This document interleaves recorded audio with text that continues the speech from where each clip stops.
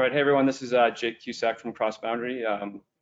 Also on the line from our team, we have Paul Oma and Pooja Yadav from Cross Boundary, and John Hansen and Laura Peterson from USAID. John, do you want to go ahead and kick off? And perhaps we can keep it relatively tight given the attendance, and then move into questions.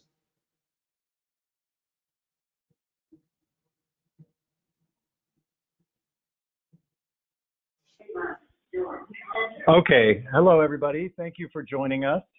I am John Hansen. I am the coordinator for the Prosper Africa Deal Team here in Washington, and we are an initiative, as you can see on this slide, that has really one main goal, and that is that we want to substantially increase trade and investment between the United States and Africa.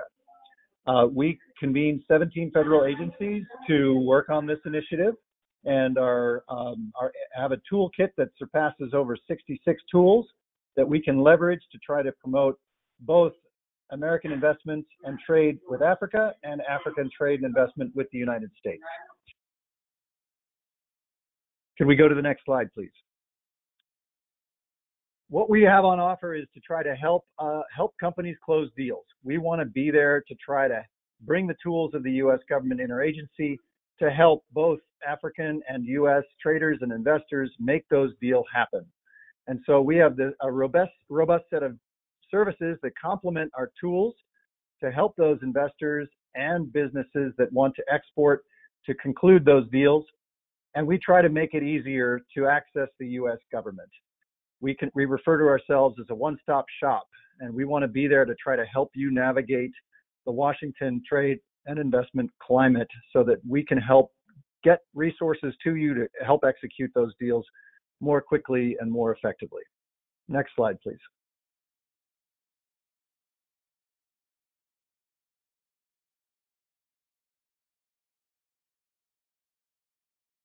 Next slide, please.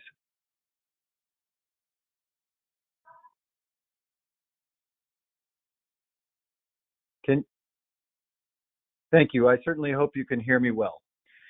We try to orient our tools to support traders and investors along what we call 4 different stages of a deal cycle. You may have seen something similar. We utilized quite a different number of references to try to get to this, but essentially identification is that early stage work to get you information about the opportunity. Evaluation would take you to your bid on an African or an American contract.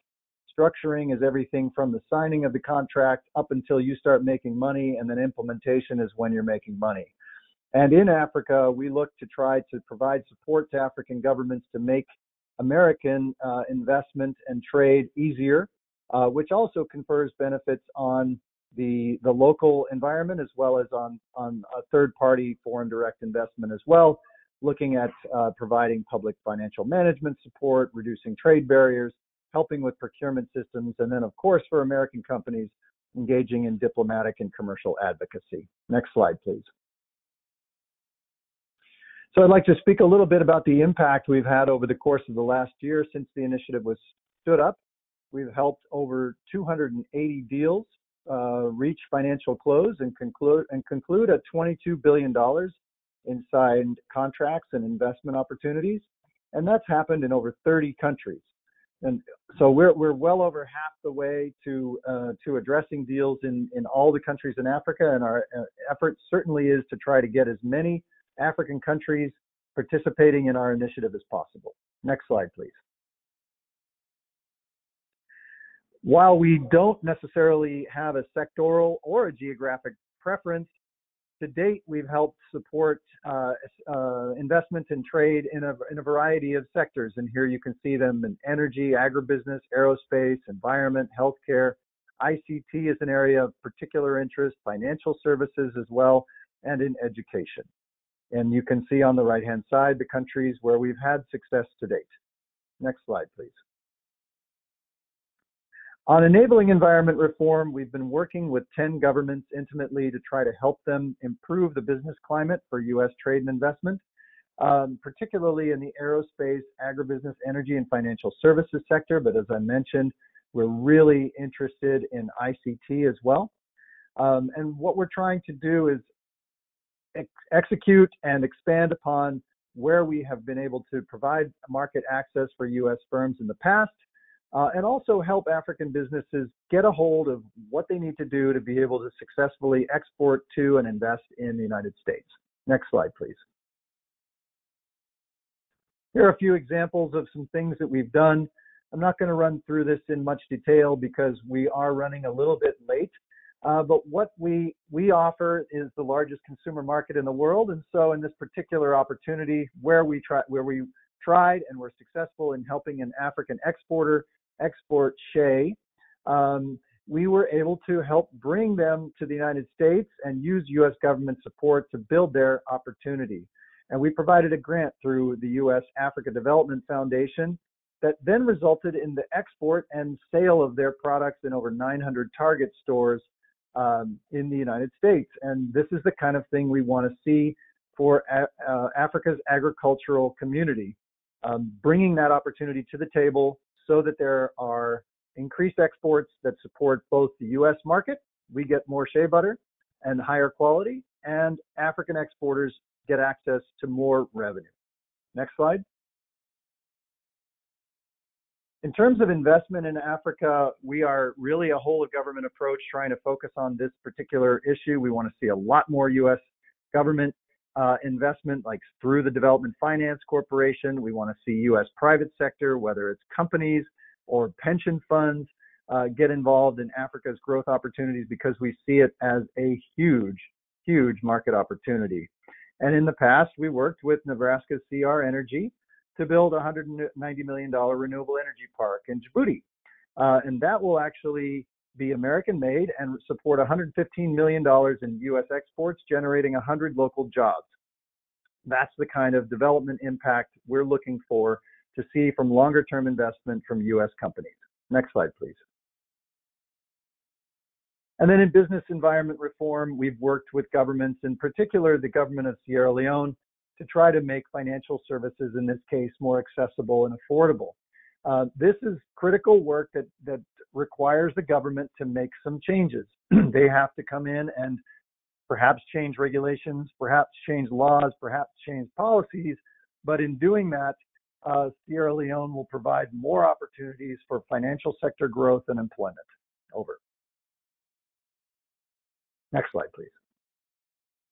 So now it's my pleasure to introduce CrossBoundary, a firm with which many of you are familiar. They've been working in Africa for many years, trying to help both, in every one of these areas.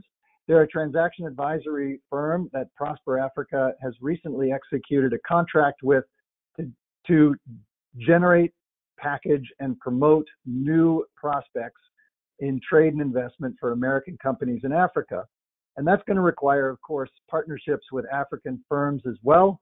And we're really excited to announce this today. This is the first opportunity that CrossBoundary will have to present this opportunity. And so as a member of Prosper Africa, it's my pleasure to introduce Jake Cusack and his team. Over to you, Jake. Great. Thanks a lot, John. Yeah, so as John said, I'm Jake Cusack. I'm managing partner at CrossBoundary, generally based between DC and London. Let's stay on this slide for a second. I'll just talk a little bit about what this project is and how it can help those of you on the line. So this is a pilot activity that will run basically for up to a year. The effort is, as you can see, broken into 3 stages. So the first is deal generation. This is investing primarily US into Africa investment opportunities, but also export opportunities in both directions, and even Africa to US investment opportunities if they arise. And so this this outreach, and a lot of our outreach that we're doing right now is targeted at generating a long list of opportunities that then can be shared, and this is the next portion of our work, that can be then packaged and shared both within the US and within Africa. So within the US, we're planning to do a number of webinars and reach outs to regional trade and investment associations, reach outs to different sector-based groups, For example, we had an effort last week around healthcare investment opportunities, and that was focused on the Miami region, which has a lot of U.S. healthcare companies. There's similar ones planned for agriculture in the Quad Cities region of the U.S., which is again an agriculture hub, and for Silicon Valley as well around tech-related opportunities, which could include tech as it relates to agriculture.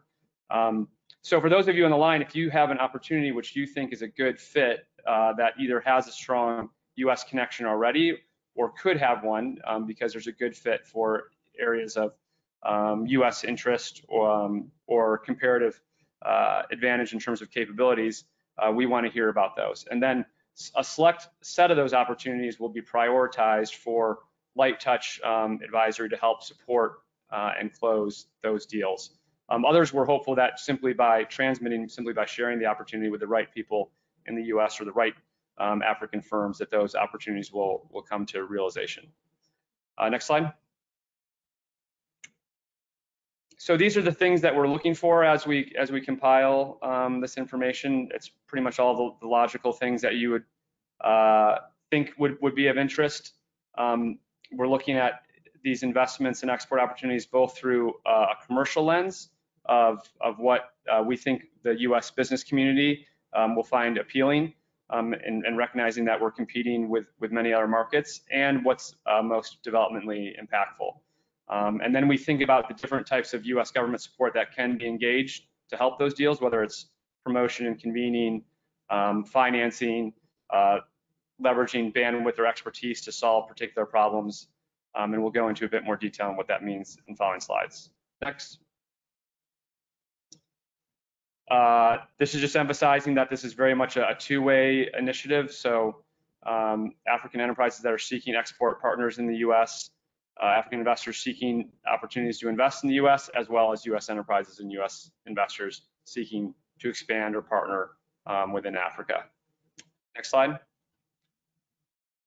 We did want to highlight and also thank AGRF for providing a forum for us to discuss this.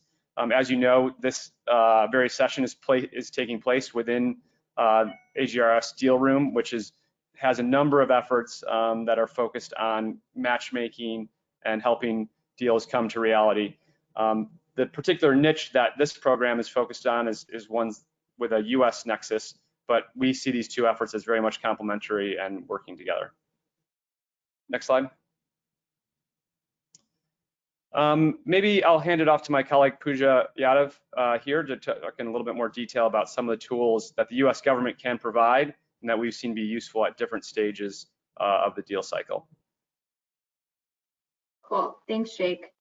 Hi everyone, this is Pooja speaking. I think one of the things that we want to highlight as part of this deal generation program is our intent to not only take this long list of opportunities between the US and Africa and promote them, but we also want to help African and US enterprises determine which Prosper Africa tools and services can actually benefit parties depending on where you are in a particular transaction. And so, like John said, there's over 60 different Prosper Africa tools and services, everything from sort of market intelligence guides all the way to sort of very targeted transaction advisory support that can be leveraged through USAID and other agencies. And so what we intend to do is to take these different opportunities and say, okay, within this universe of 60 different tools,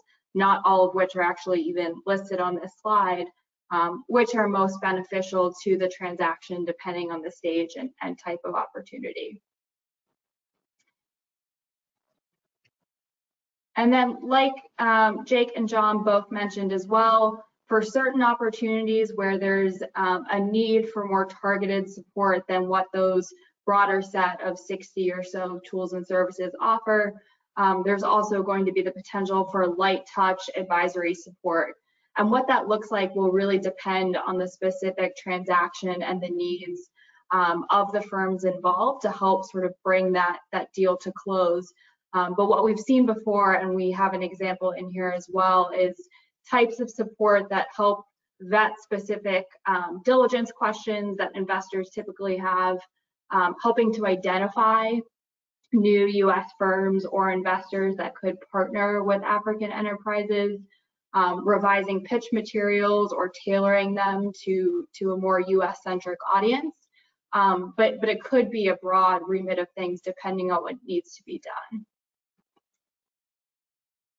And this case study is an example of a deal that Prosper Africa supported last year. And actually the support that Prosper Africa provided complemented the AGRF deal room last year, because many of the investors who participated in this investment for Tomato Joss, which is a US-led agricultural firm, were actually present at the deal room and helped sort of bring that initial connection together. And then what Prosper Africa did is they took sort of the US investors involved and helped provide answers to very specific capital raise questions that investors raised. So questions around market sizing, around sort of perspective on the valuation of the business, specific questions that investors took to their investment committees and said, hey, this is something that we're looking at. Here are the things and the open questions that we have. And Prosper Africa was able to go back and actually perform some of that more targeted due diligence.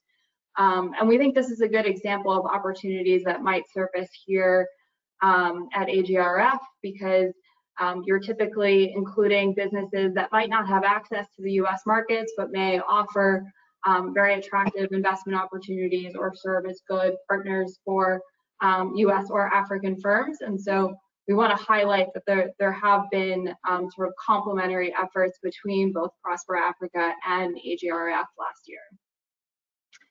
I think we have one more slide here, but I'll just pause briefly, Jake, to see if there's anything you want to add on this case study.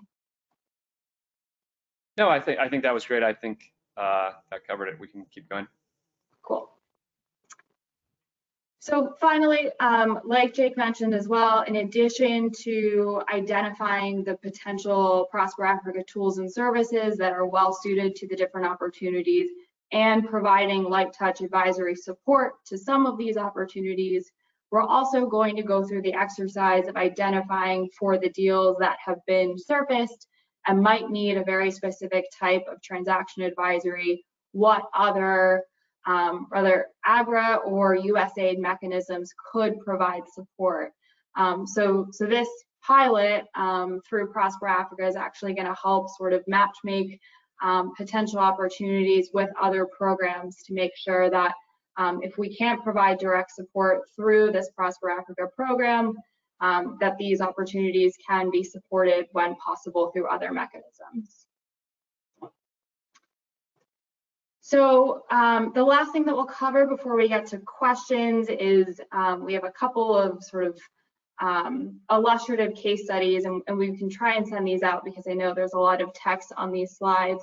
But one of the things that we want to highlight is Prosper Africa has actually gone through the exercise to say, for different types of trade deals and for investment deals, what are the different stages of that transaction and what are the specific constraints that we typically hear from both US and African firms.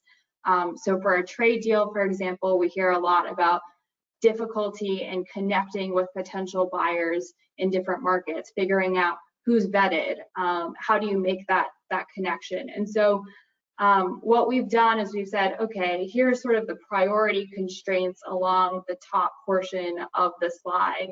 And below that, we've mapped all of the potential US government tools through Prosper Africa that are available in order to help bring to light what tools are most appropriate for specific constraints.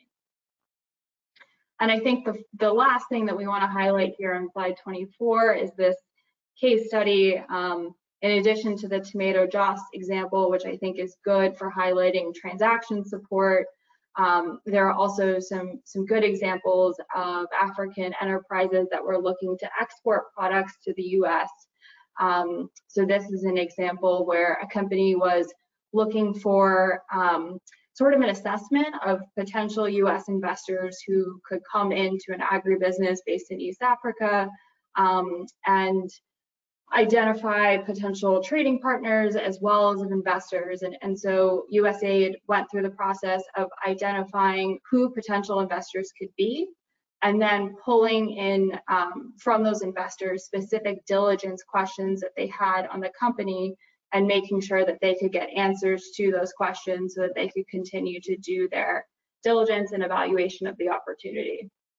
So I think there's a lot of exciting examples of how Prosper Africa has supported both US and African businesses before, and we're hoping to sort of take that to the next level with this program by providing both sort of the light touch support and also the matchmaking with other mechanisms. So I'll pause here and maybe open it up to questions. Not sure if there's any in the chat. Thanks, Pooja. John. This is Just Jake. wanted to say we've gotten about 35 additional people who just joined us following the end of another session. So I'm gonna reintroduce myself to them. I'm John Hansen. I'm the coordinator for the Prosper Africa Deal Team in Washington. We convene 17 agencies. Not going to go through in the detail I did previously, but just to let you know that we are launching this new initiative to help package and promote new opportunities for trade and investment in Africa. We've recently gone through what that's going to look like. The slides will certainly be available, and the session's being recorded, so we're going to be able to get that out to all of you. But we now wanted to get into a question and answer session and give you all the opportunity to interact with Prosper Africa as well as Cross Boundary and that team to be able to help see if there's not some way we can't tailor these services in support of your efforts and your initiatives. Jake, if there was anything we wanted to add to that before we go to question and answer? Yeah, maybe just because we have had, looks like a large number of joiners in the last 5 minutes. Let's maybe quickly go back to slide 15 and 16. I'll just really quickly recap the main focus of this effort. So as John Hansen from USAID was saying, this is part of Prosper Africa's overall effort to increase two-way trade and investment between the US and Africa. This particular effort, the deal generation and packaging program that is going to be, has recently sort of kicked off and will be occurring over the next year, is focused on 3 different things. One is identifying new opportunities that for US-Africa trade and investment, and they can come from either side. They can come from the US or from enterprise in Africa, and then to package those opportunities and promote them, again, in a two-way fashion, but there'll be specific targeted outreach across the US, regions of the US that have specific agriculture focuses to different sector and trade associations. And then for a select set of those opportunities, providing some light touch transaction advisory support to help close those deals. Let's go to the next slide. So the information that we're looking for, if you think you have an opportunity or a need that is a good fit for this is the type of information that we're looking for. We're looking for opportunities that both are a good fit from a commercial perspective that will be of interest to US businesses and investors, or vice versa to African enterprises and investors, and that will have a positive development impact. And if they do, then there's a number of US government support tools that can be engaged, which go beyond just this deal generation and packaging work. In lots of cases, we'll really just be playing a connector role to connect these opportunities to many existing US government tools that are already out there, but sometimes people simply are not aware of. So with that, yeah, we can flip back to the last slide, which highlights the Prosper Africa website, and then also gives an email address at Cross Boundary, where you can send in opportunities that may be of interest for this. So with that, we'll open it up to questions.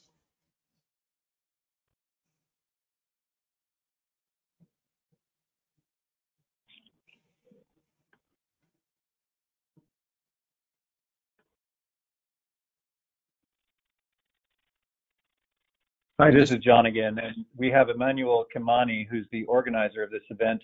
Were we to I'm not certain that people can speak. Were we to request that those who have questions type them into the chat room, or how did you want to move forward, Emmanuel? Over.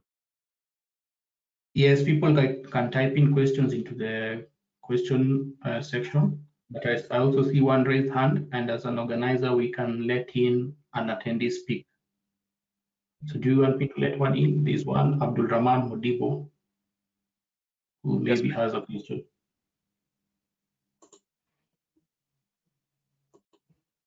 We welcome any questions related to Prosper Africa generally, or in specific related to this new deal generation and packaging pilot, as well, and how that might be able to support agricultural development across the continent of Africa.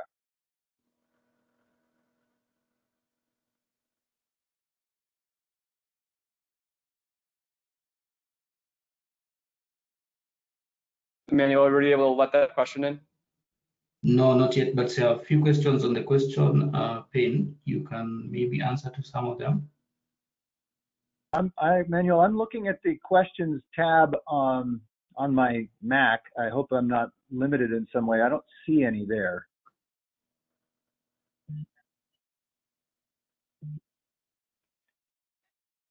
Okay, so maybe I can read out the questions for you guys. So Lloyd is asking, what sort of ticket size and age of business are you looking for?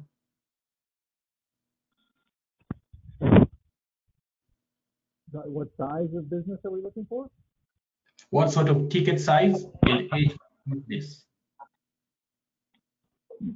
I'll let Jake talk about what we're doing on deal generation and packaging, but there is no ticket too small for Prosper Africa.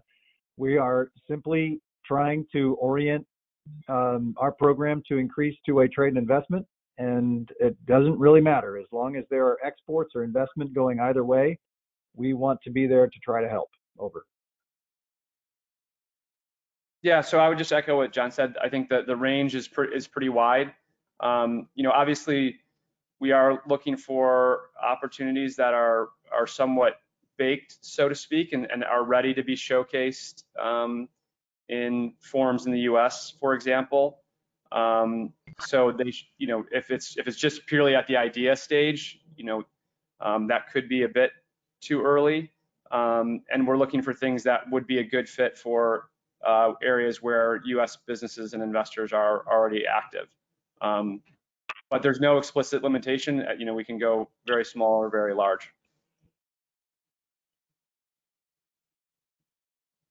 So Stephen from Branda, CEO of Alpha Agritech Limited, which is a higher service of agricultural mechanization, is asking where they can find you in Kigali, Rwanda.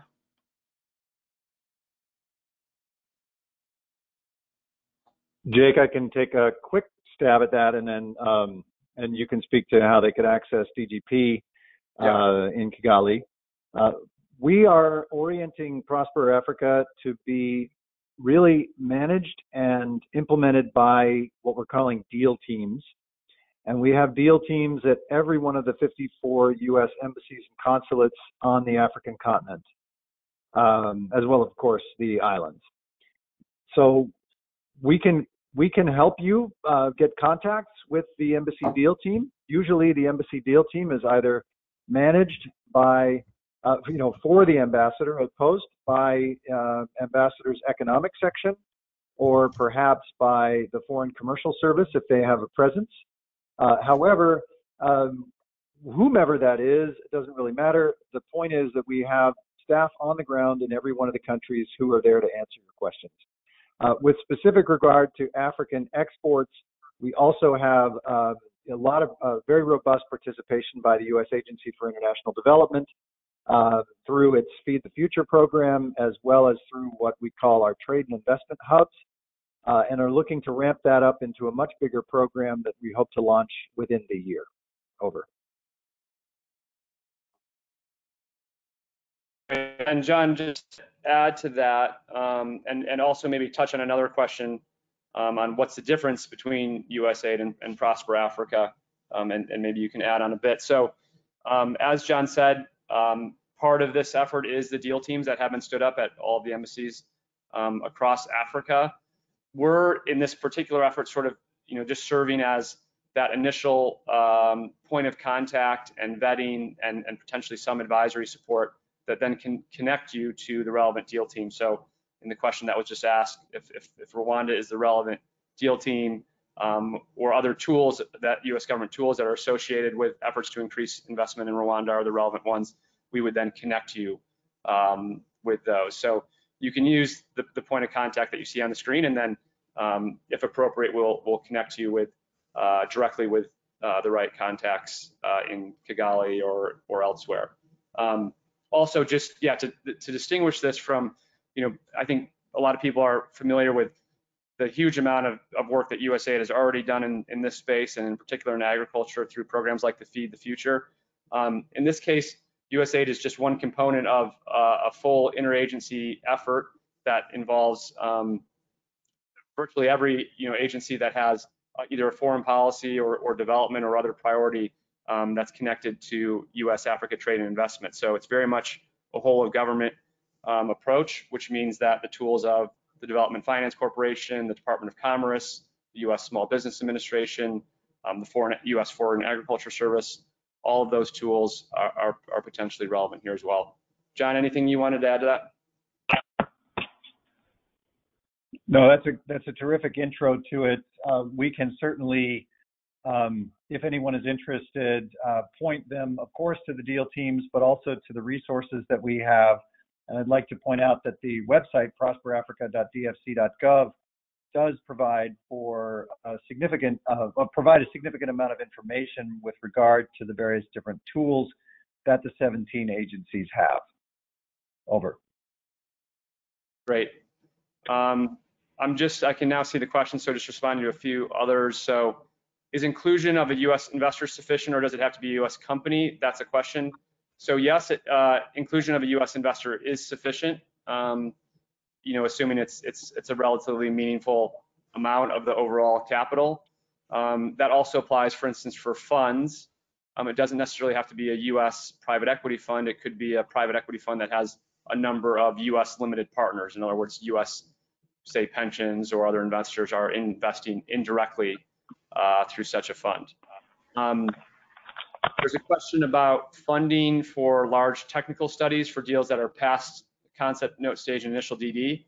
So this particular mechanism, deal generation and packaging, is not a particularly large budget, can only provide light touch support, but that light touch support could include connecting such deals with relevant tools that could then provide the necessary funding or co-funding for such technical studies.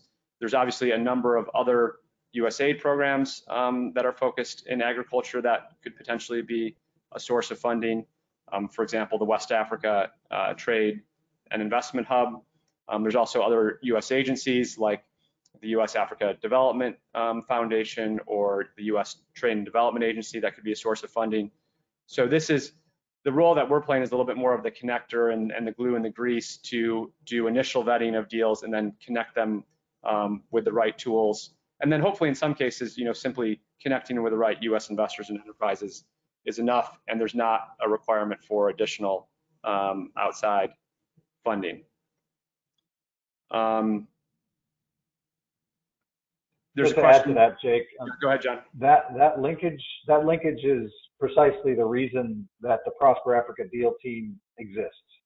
And where you have the opportunity to work with Jake and his team to try to help build that opportunity out, or if you have something that's already ready for, say, US TDA to look at, and you think that you understand what TDA is and does, and if you don't, we can talk to you about that.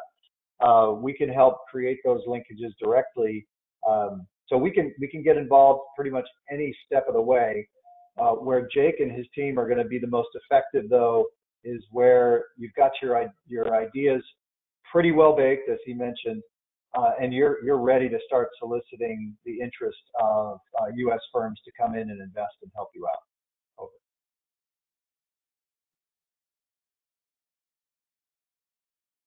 Yep, and I think that I'll read off some of their questions here and take an attempt at them. And John, if you want to go as well. So another question: can Prosper Africa cover some of the costs to undertake market studies or business plans? Potentially, but typically we are looking for things where there's already significant skin in the game from the investor enterprise, and that they are relatively well baked so that they're ready to be showcased in the different forms that are available. Question is DFC in Nigeria? Yes, DFC is operational in almost every African country. And then a question on working with African diaspora businesses in the US.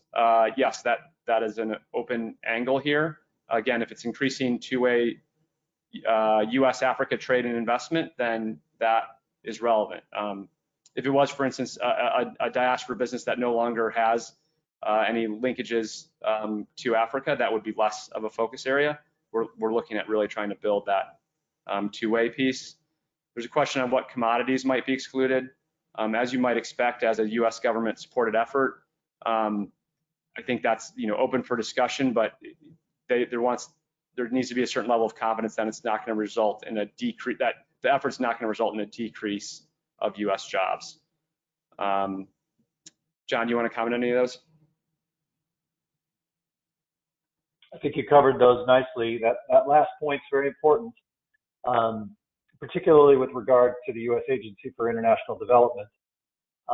There has to be an increase in U.S. jobs ultimately for everyone to have confidence, or at least no movement or U.S. jobs or companies in order for USAID to be able to apply its technical assistance tools. I did want to add that the agricultural intervention across sub-Saharan Africa exceeds $1 billion. And we have had very positive conversations with the Feed the Future initiative. They truly want to be a part of Prosper Africa. They've asked us to engage here at AGRF with you. And so we want to take this opportunity to not only just provide some information, but really establish that we are here to try to help African companies invest in the United States, trade with the United States, solicit U.S. Suppliers and supporters in the export and investment vectors as well, to the greatest extent we can. Over.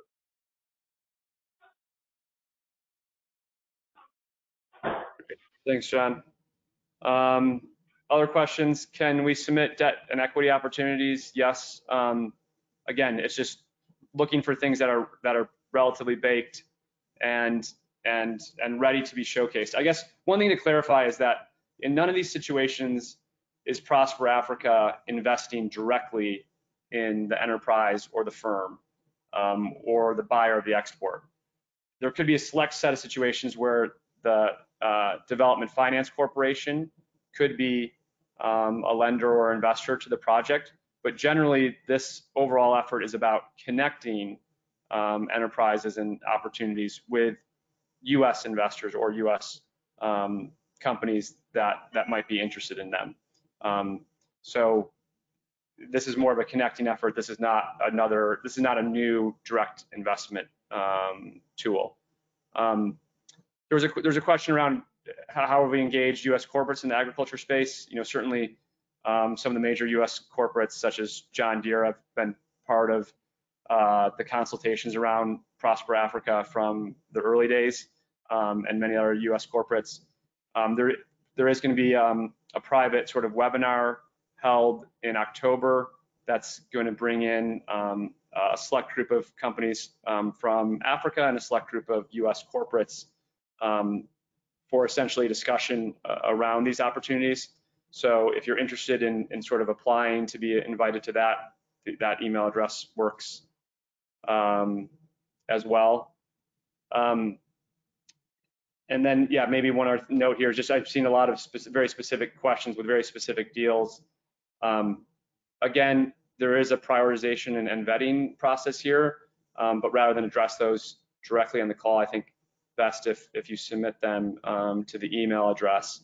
And just highlighting that there has been a lot of interest in this, and priority does go to those opportunities that are more ready to be showcased and less early stage.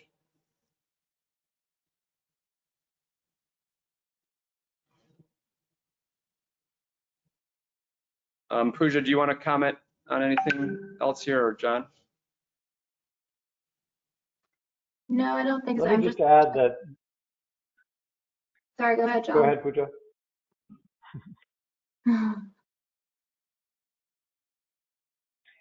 I just wanted to add that with regard to agricultural interventions, the opportunity for the U.S. Agency for International Development to help agricultural enterprises get to the point where the opportunity is baked is very real. The technical assistance capacity that USAID brings to agricultural development is almost unparalleled. Within the portfolio that aid has, it is the second largest intervention in Africa after health, where there are a lot of opportunities as well, and some linkages between agriculture and health are certainly things we could explore. But where you have an idea that needs some technical assistance, there is potential for USAID to help out there too. So I certainly hope you'll look to the different sessions that are happening at AID-GRF, particularly in this deal room later on in the week, and try to link up with them. And I also want to say that we are available if you wish to get involved with us over the course of the week in the deal room. We can set some time aside to speak with various different companies about the opportunities so that you can see whether or not what you're thinking about is ready for our assistance, or if there's somewhere else we might be able to steer you. Thanks, over. Yeah, and just to emphasize that point further, so if you email that address that's listed, we can try and schedule time with you as soon as this week to discuss the details of the opportunity and whether it might be a fit.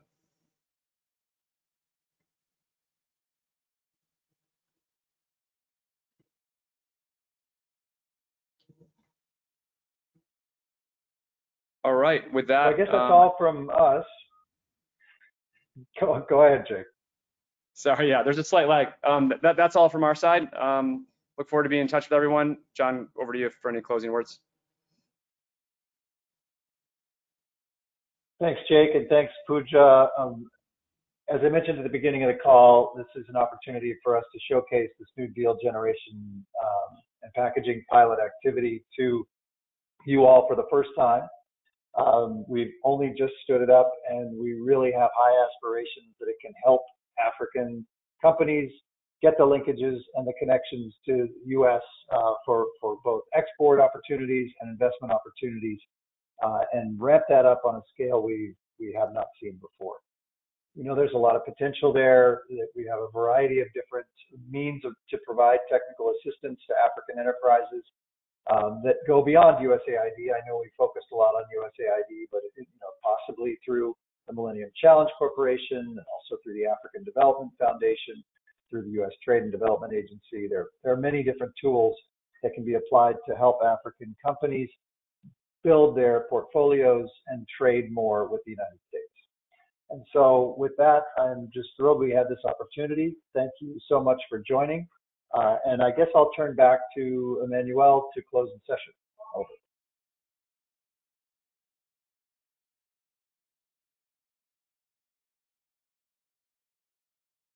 Okay, guys, thank you guys for joining us. I will end the session now. Thanks. Thanks, everyone. Okay, many thanks, everyone. Look forward to hearing from you. Take care.